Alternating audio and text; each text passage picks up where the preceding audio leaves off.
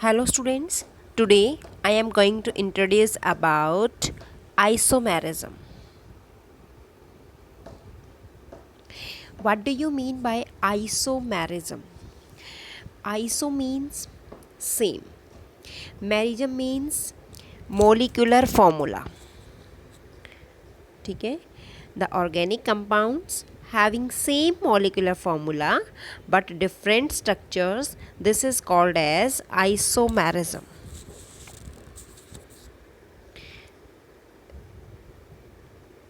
Or you can say that the organic compounds having same molecular formula but different arrangement of carbon atoms in them. It means different structure formula, properties like physical and chemical properties, and special arrangement. This is called as isomers, and the phenomenon is called as isomerism.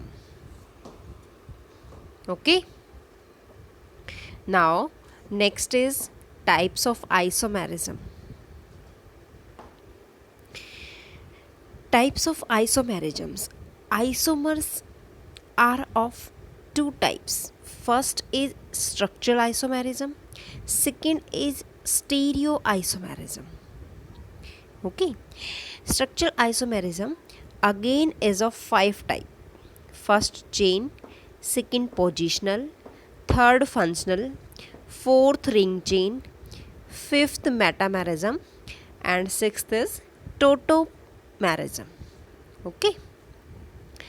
And stereoisomerism again it is of two type.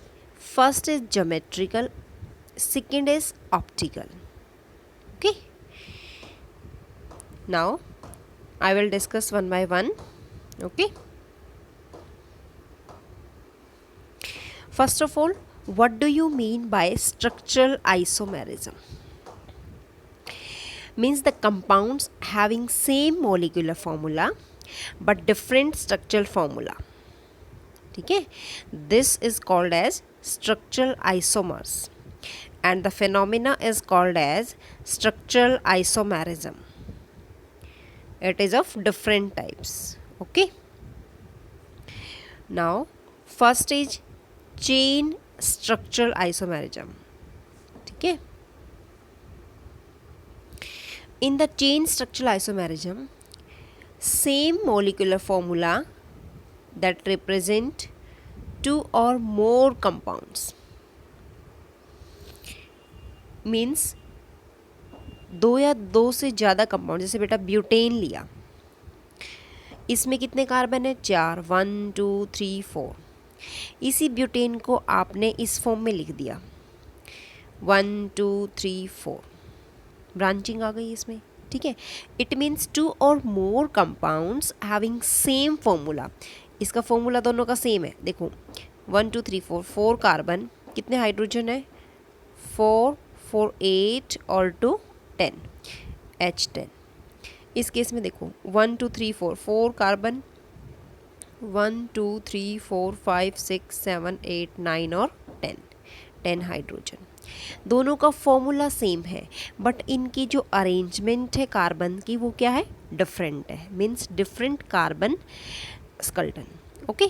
So this is called as chain और nuclear isomers, and the phenomena is called as chain isomerism. Okay. तो आप इसमें simply बताओगे बेटा कि same molecular formula that represent two और more compounds. It differ in the nature of carbon chain that may be straight or branched. Okay. जैसे example हमने लिया है butane. It has two isomers.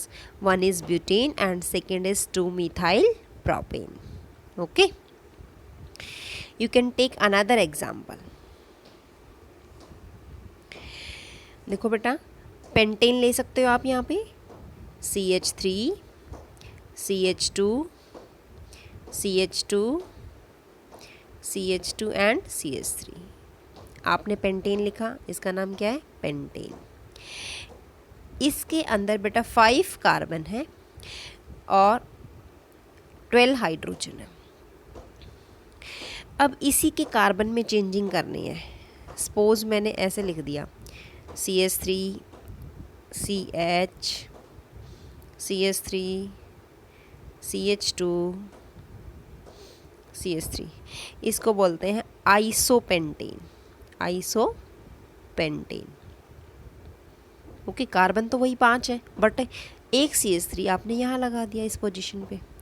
इसी को आप ऐसे भी लिख सकते हो, एक कार्बन यहाँ CH3, यहाँ CH3, यहाँ CH3 और एक आपका यहाँ आ जाएगा। ठीक है, आप ऐसे भी लिख सकते हो। इसका नाम क्या है? नियोपेंटेन। जब एक कार्बन के चारों तरफ CH3 ग्रुप आ जाते हैं तो उसको बोलते हैं नियो। ठीक है, और कितने कार्बन है? 5, तो इसका नाम हो जाएगा neopentane. Okay, now the second type is positional isomerism. इसके नाम से ही पता लग रहा है, it arise due to the difference in the position of substituent atom or functional group on the carbon skeleton. Okay, so example हम यहाँ लेते हैं बेटा, ब्यूटीन। Butene has 2 isomers. एक तो ब्यूटवनीन मीन्स फर्स्ट पोजीशन पे डबल बॉन्ड आ जाए, ये 1 2 3 4 फर्स्ट पोजीशन पे क्या आ गया? डबल बॉन्ड आ गया। एक आपसे लिया ब्यूटटूइन, तो आपकी सेकंड पोजीशन पे क्या आ जाए? डबल बॉन्ड आ जाए। ठीक है, तो ये आ गया। तो पोजीशन के अकॉर्डिंग इसमें हमें देखना है। तो इसमें क्या बताओगे बेटा? Same molecular formula but represent 2 और more compounds. It differ in the position of same functional group. Okay, functional group same है, जैसे यहाँ डबल बॉन्ड है तो यहाँ पे भी डबल बॉन्ड होना चाहिए। तो ब्यूटवनीन से ब्यूटुइन जो है, आप इसमें दोनों में कौन सा आइसोमेरिज्म है? पोजिशनल आइसोमेरिज्म है। Okay, now next is functional isomerism, type number 3। The same molecular formula that represent 2 और more compounds. It differ in the nature of functional group. यहाँ पे जो फंक्शनल ग्रुप है वो बेटा अलग अलग आ जाएंगे। ठीक है, molecular formula same but different functional groups are present, so this is called as functional group isomers and the phenomena is called as functional group isomerism. Okay, suppose this is the formula C3H6O2. It has 2 isomers. First is propanoic acid and second is methyl ethanoate. देखो formula same है, आपने 3 carbons की chain बनाई, 1 2 and 3। ठीक है, 2 oxygen लगाए हैं और 6 आपके पास हाइड्रोजन है। तो इसमें आपका जो फंक्शनल ग्रुप है दैट इज़ एसिड। ठीक है, 3 कार्बन की चेन है, it means this is propanoic acid. Acid आएगा बेटा यहाँ पे। ओके, लेकिन सेम ये भी कार्बन 3 है, 2 ऑक्सीजन आर दे हैं, तो यहाँ पे हमारा कौन सा ग्रुप बना है? R C double bond O O R dash. ठीक है, ये भी R ग्रुप है, ये भी R ग्रुप है, तो इसको बोलते हैं बेटा हम एस्टर। क्या बोलते हैं? एस्टर, जिसकी फ्रूटी लाइक स्मेल होती है। ठीक है, और इसका नाम क्या है? मिथाइल। इसको हम ऐसे लिखेंगे, ये आपका मिथाइल ग्रुप है। मिथाइल 1 एंड 2 कार्बन की चेन है तो ईथ लगाया। ठीक है, इथियोनेट। ठीक है, एस्टर के लिए ये फॉर्मूला है methyl इथियोनेट, इथिनोएट। Now the next type of isomerism is metamerism. In case of metamerism, the same molecular formula that represent 2 or more compounds. It differ in the nature of alkyl group. ठीक है, that are attached to the same functional group.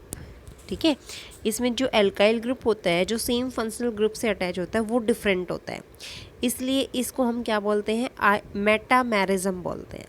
ठीक है, और जो इससे related compounds बनते हैं उनको मेटामर्स बोलते हैं। ठीक है, suppose there is a example C4H10O, ये आपका मॉलिक्यूलर फॉर्मूला दोनों के लिए सेम है, लेकिन यहाँ पे इसी फॉर्मूले को हमने डाई इथाइल ईथर लिखा है। तो देखो ये R ग्रुप है, OR डैश, ठीक है, ईथर आ गया। ये ROR होता है ईथर, और RCOOR होता है एस्टर। ओके, अब इस केस में ये एल्काइल ग्रुप यहाँ इथाइल है, दिस इज़ ऑल्सो इथाइल। अब इसी फॉर्मूले को मैं ऐसे भी लिख सकती हूँ, एक तरफ मिथाइल है, दूसरी तरफ प्रोपाइल ग्रुप है। ठीक है, तो इनकी क्या है, एल्काइल ग्रुप में क्या आ जाएगा, उसके नेचर में चेंज आ जाएगा। यहाँ दोनों में इथाइल है, इधर एक मिथाइल और एक प्रोपाइल है, जबकि दोनों का फंक्शनल ग्रुप क्या है, सेम है। Okay, now next is ring chain isomerism. In this case, same molecular formula that represent two or more compounds. It differ in the mode of linkage of carbon atoms. वो आपकी open chain भी हो सकती है बेटा, और वो आपकी क्लॉथ चेन भी हो सकती है।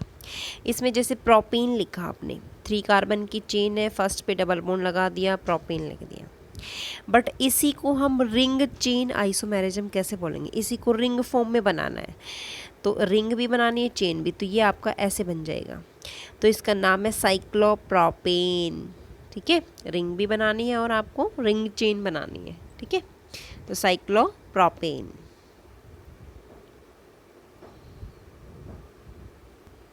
Now the last type of structural isomerism, that is tautoisomerism. In this case, the same molecular formula that represent 2 or more compounds.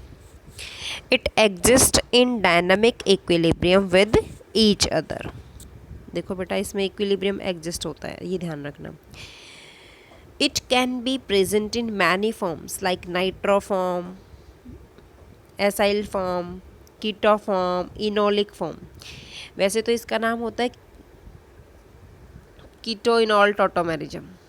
ठीक है, लेकिन देखो कैसे है, nitroethane and आइसोनाइट्रोइथेन that are tautomerism. ठीक है, नाइट्रोइथेन लिखा आपने, NO2 ग्रुप लगा दिया, इथेन CH3CH2 है, तो ये नाइट्रो फॉर्म आ गई। इसी को आपने किसकी फॉर्म में लिखना है, एसाइल फॉर्म में लिखना है, तो आइसोनाइट्रोइथेन आ जाएगा। तो देखो अब ये वाला जो है सेकंड नंबर पे आ जाएगा NO2, CH3 as it is, यहाँ CH और ये NO2 आपका इधर है और H, मतलब इसमें जो आपका ये वाला ऑक्सीजन है that will be converted into OH, means keto form is changes into enol form, OH की फॉर्म में चेंज हो जाता है, तो इसलिए इसको कीटो इनॉल टॉटोमेरिज्म भी बोलते हैं। ठीक है, keto form is changes into enol form. ठीक है, so this is called as keto enol tautomerism. Okay, ENOL, इनॉल।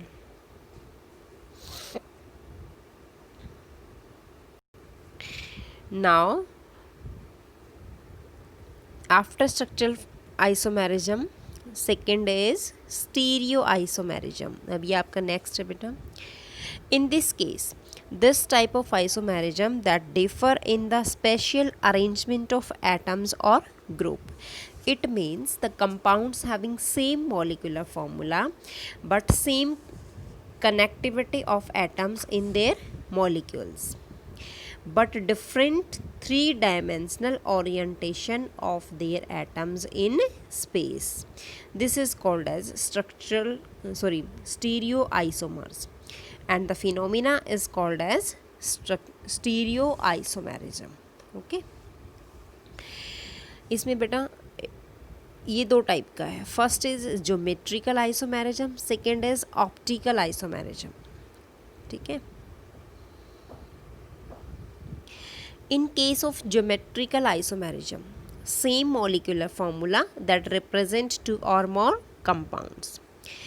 It differ in the special arrangement of atoms or group around the carbon carbon double bond. देखो बेटा ये carbon carbon double bond है, अगर दोनों side CH3 group है तो ये आपका आ जाएगा सिस, और अगर ऐसे अल्टरनेट पोजीशन पे है तो ये आपका आ जाएगा ट्रांस. ओके, ये दो टाइप का है. If the same group are on same side, अगर सेम ग्रुप्स दोनों सेम साइड पे हैं, this is called as cis form. If it is opposite side it is called as trans form. ठीक है, cis two butene, trans two butene, these are the cis and trans isomerism. ये cis वाला बताया, ये trans. Cis means same side पे होने चाहिए, trans means opposite side पे ग्रुप प्रेजेंट होने चाहिए, same group. Okay, now the second type is optical isomerism. Optical isomers are named like this because of their effect on the plane polarized light. Plane polarized mean जो light होती है that having उसकी जो vibrations होती हैं वो क्या होती हैं, सभी डायरेक्शंस में होती हैं. ठीक है, तो जो ऑप्टिकल आइसोमेरिज्म है उसमें क्या होता है कि non super imposable mirror image बनती है. Non super imposable mirror image का मतलब क्या है, एनेंशियोमर्स. उसको हम क्या बोलते हैं, एनेंशियोमर्स. देखो कैसे बनती हैं. जैसे मान लो आपने ये लिखा, ये वाला इस पे ये COH ग्रुप है, ये कार्बन है बीच वाला, ये हाइड्रोजन है, ये CH3 है और ये NH2 ग्रुप है. तो आप इसका ऑप्टिकल आइसोमेरिज्म कैसे बनाओगे, मिरर इमेज होता है बेटा, उसको बोलते हैं. ठीक है, इसमें जो मिरर इमेज बनती है वो नॉन सुपर इम्पोजिबल बनती है. कैसे, देखो COH है, ये आपका इधर जाएगा, जो चीज़ आपकी लेफ़्ट को है वो राइट को है वो आपकी लेफ़्ट को चली जाएगी, और जो आपको जो है लेफ़्ट को है वो राइट को चली जाएगी. जैसे आपका मिरर में दिखता है, अगर आप अपना हाथ मिरर के सामने रखोगे तो जो भी आपका लेफ़्ट वाली चीज़ है वो राइट में दिखेगी, राइट वाली लेफ़्ट में दिखेगी. ओके, तो ऑप्टिकल आइसोमेरिज्म होता है जो मिरर इमेज शो करे. Okay, now the next topic is nucleophiles. Nucleophiles, ठीक है. न्यूक्लियोफाइल्स को क्या बोलते हैं बेटा, न्यूक्लियोफिलिक रिएजेंट भी बोलते हैं. ठीक है, ये क्या होते हैं, इलेक्ट्रॉन रिच स्पीसीज होती है जिसके पास क्या होता है, लॉन पेयर ऑफ इलेक्ट्रॉन्स होते हैं. ठीक है, उसको हम न्यूक्लियोफाइल बोलते हैं.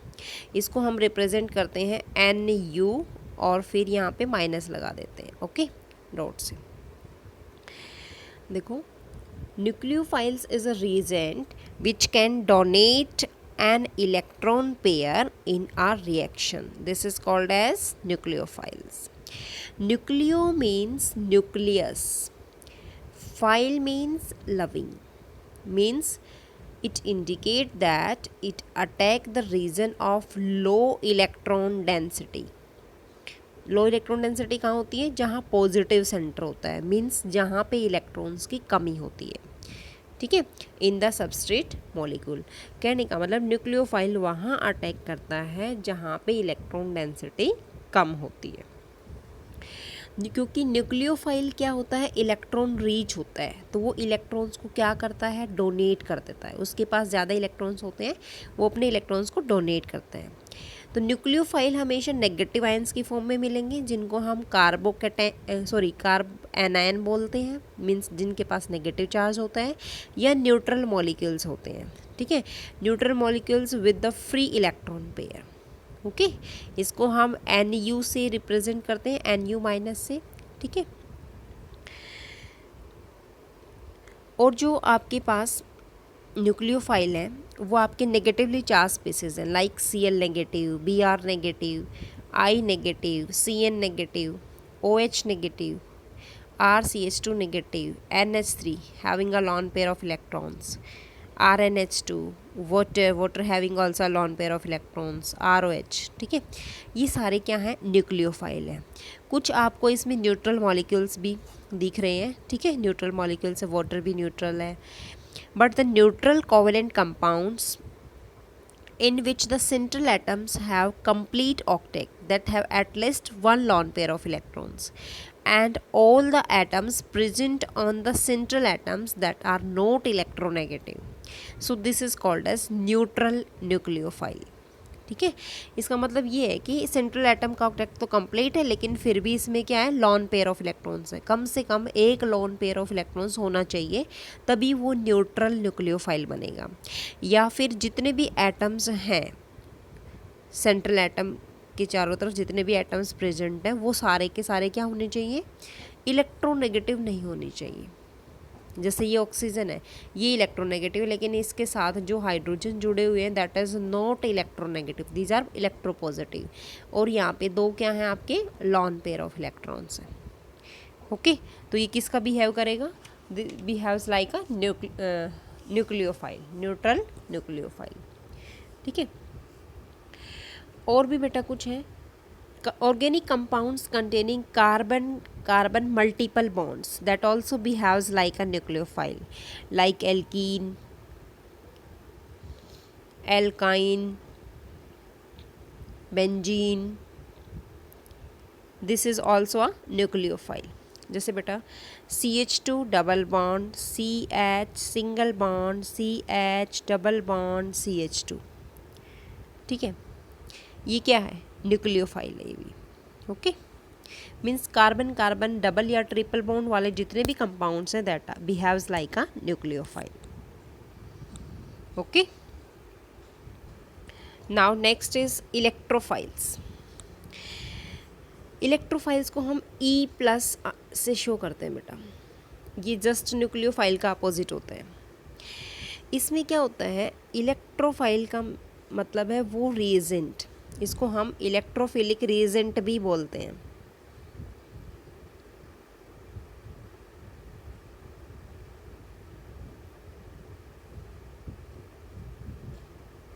ओके, देखो ये क्या है, इलेक्ट्रॉन को क्या करता है, इलेक्ट्रॉन पेयर को एक्सेप्ट करता है। ठीक है, in a reaction, this is called as electrophile, मतलब खुद लेता है। तो इलेक्ट्रो मीन्स इलेक्ट्रॉन्स और पाइल मीन्स लविंग, ये इलेक्ट्रॉन्स लविंग होता है। ये कहाँ अटैक करेगा, क्योंकि इसके पास खुद के पास इलेक्ट्रॉन्स की कमी होती है, तो ये वहाँ अटैक करता है जहाँ पे इलेक्ट्रॉन डेंसिटी ज़्यादा है। इट मीन्स नेगेटिव सेंटर्स पे ही इलेक्ट्रॉन डेंसिटी ज़्यादा होती है, क्योंकि उनके पास एक्स्ट्रा इलेक्ट्रॉन्स होते हैं। ठीक है, सो द इलेक्ट्रोफाइल्स जो होता है वो इलेक्ट्रॉन डेफिशिएंट होता है। ठीक है, इलेक्ट्रॉन डेफिशिएंट होता है। ठीक है, electrophile may be positive ions like carbonium ions, neutral molecules with electron deficient centers. Electrophiles को हम E+ से रिप्रेजेंट करते हैं। Okay, electrophiles are H positive, Cl positive, chlorinium ion, brominium ion. ठीक है, और I+, NO2+, R3C+, SO3H, AlCl3, BF3, ये सारे क्या हैं, ये क्या इलेक्ट्रॉन डेफिशिएंट कंपाउंड्स हैं। मीन्स कार्बोकैटायंस हैं जिनके अंदर जो इलेक्ट्रॉन्स हैं वो कम है, 8 से कम है। ठीक है, कुछ इलेक्ट्रोफाइल्स ऐसे हैं जैसे कार्बीन है, नाइट्रीन है, BF3 है, AlCl3 है, इनको हम बोलते हैं न्यूट्रल इलेक्ट्रोफाइल्स। ठीक है, इनमें जो होता है न्यूट्रल इलेक्ट्रोफाइल्स में कुछ कंपाउंड्स तो ऐसे हैं जिनका सेंट्रल एटम के अंदर इनकम्प्लीट ऑक्टेट है। जो ऑक्टेट है वो क्या है, इनकम्प्लीट है, इनकम्प्लीट ऑक्टेट। कुछ ऐसे कंपाउंड्स हैं जिनमें जो फंक्शनल ग्रुप है जैसे कार्बोनाइल ग्रुप है या एल्काइल हैलाइड्स हैं, तो उनके अंदर क्या है बेटा, CX बॉन्ड की पोलैरिटी की वजह से वो न्यूट्रल इलेक्ट्रोफाइल्स का बिहेव करते हैं। जैसे मान लो ये है carbonyl, C double bond O। ठीक है, कोई भी एटम न्यूक्लियोफाइल आएगा, इस पर अटैक करेगा, यहाँ से ये वाला बॉन्ड चला जाएगा। ठीक है, क्योंकि इनके अंदर जो बॉन्ड बन रहा है कार्बन और कार्बन के बीच में और ऑक्सीजन के बीच में, तो कार्बन पे पॉजिटिव, इस पे नेगेटिव, तो यहाँ पोलैरिटी है, मीन्स CO बॉन्ड क्या है, पोलर है। ओके, थर्ड टाइप के जो न्यूट्रल इलेक्ट्रोफाइल्स होते हैं ये वो होते हैं जिनमें सेंट्रल एटम बॉन्डेड होता है दो या दो से ज़्यादा इलेक्ट्रोनेगेटिव एटम्स के साथ, लाइक PCl3, PCl5, BX3, इस तरीके से। ओके, ये आ जाएगा आपको। So all these are neutral electrophiles. अब जो इलेक्ट्रोफाइल्स होते हैं उनको हम नाम देते हैं बेटा ल्यूविस एसिड। क्या नाम देते हैं? Lewis acid. और जो न्यूक्लियोफाइल होते हैं उनको हम नाम देते हैं ल्यूविस बेस। तो न्यूक्लियोफाइल को हम नाम देंगे ल्यूविस बेस। ठीक है। Lewis acid means electron acceptor, Lewis base means electron donor. ठीक है। तो जो इलेक्ट्रोफाइल्स होते हैं वो इलेक्ट्रॉन डेफिशिएंट होते हैं और न्यूक्लियोफाइल जो होते हैं that is electron rich. Electrophile पे प्लस और साइन होता है और कुछ न्यूट्रल इलेक्ट्रोफाइल्स होते हैं, और आपके पास न्यूक्लियोफाइल पे क्या होता है? नेगेटिव चार्ज होते हैं और कुछ न्यूट्रल न्यूक्लियोफाइल्स होते हैं। Okay, so these are the main difference. Electrophiles के अंदर इलेक्ट्रॉन्स लविंग होते हैं, ये अटैक करते हैं हाई इलेक्ट्रॉन डेंसिटी पे। न्यूक्लियोफाइल्स जो होते हैं वो न्यूक्लियस लविंग होते हैं, ये अटैक करता है लो इलेक्ट्रॉन डेंसिटी वाले कार्बन एटम पे। Okay, so these are the main difference. Okay students, thank you students.